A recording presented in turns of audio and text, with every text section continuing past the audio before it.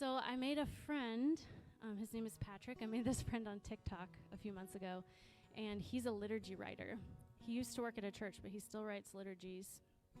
And I reached out to him on Friday and told him about Amir, Locke. He had not heard about the killing of Amir, Locke yet. It's very fresh for us living here close to Minneapolis.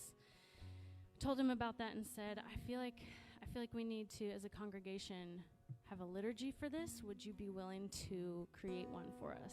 And he agreed. And within a couple of hours, he sent me this beautiful piece of liturgy, which if you're not familiar with the term liturgy, it's basically like a prayerful writing written by the people for the people. So this is a way of uniting our voices and uniting our minds together. So you'll have a place near the end that we will speak out loud together. But it's a little bit long, so until then, just kind of settle in and you can read along.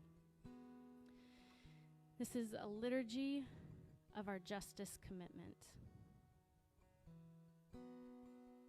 God, who created all to be in harmony, in shalom, and yet sees the conflict and injustices of our world, in our country, in our hometown. Today we come to you with various emotions and thoughts regarding the events of this week.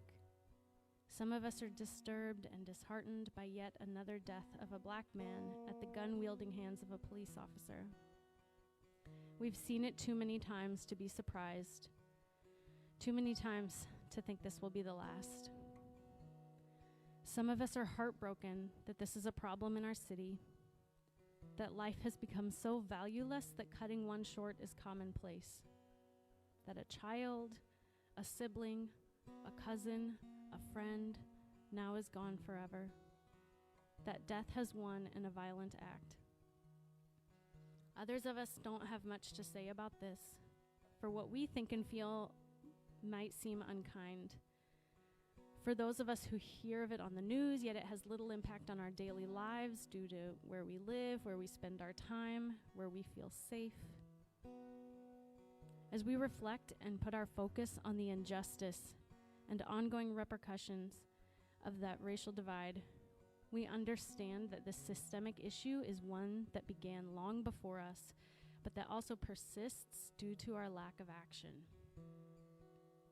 Jesus, show us in small, tangible, eye-opening ways how we play a role in these tragedies of injustice, how our perspectives and experiences are shaped by our privilege, our status, our discomforts. You once said, "Look, I stand at the door and knock. You wait to be invited in."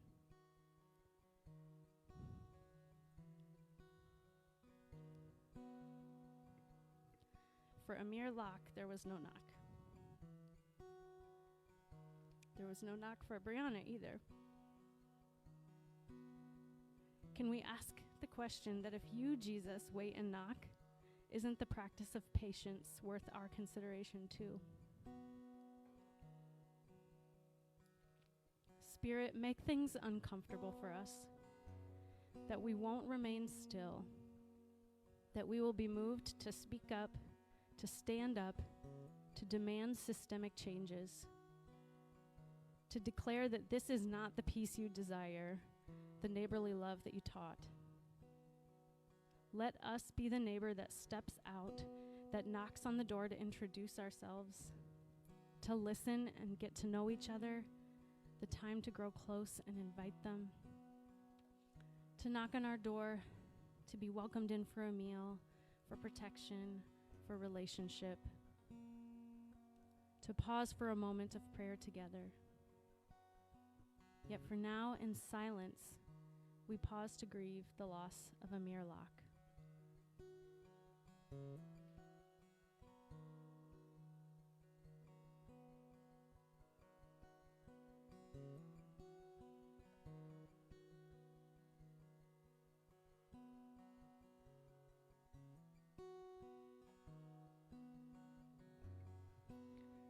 As we end our silence, we speak up as one people looking for guidance to our calling.